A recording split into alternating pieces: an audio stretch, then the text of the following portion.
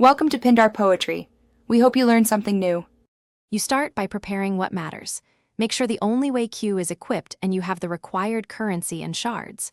Once done, go straight to Inventory, open the Queues tab, and select Only Way. Tap Upgrade to enter the enhancement screen. This is where decisions matter. You need at least level 12 to unlock some options, so confirm your level while viewing materials. If a material is missing, pause and craft or buy it before proceeding. Don't waste attempts on incomplete sets.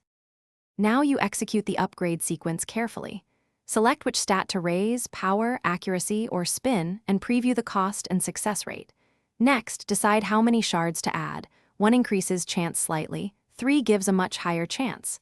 If a protection token exists, use it to avoid level loss on failure. Confirm the roll and watch the animation. The game applies stat changes and adjusts durability. If the result is low, you can repeat with more shards or switch targets. Plan based on needs. Finish by validating the queue and play. Enter a quick match and test a variety of shots to confirm handling, power, and spin. Once satisfied, lock the queue and loadouts to prevent accidental changes. If an upgrade consumed materials without effect, check the game's protection history and any rollback options immediately.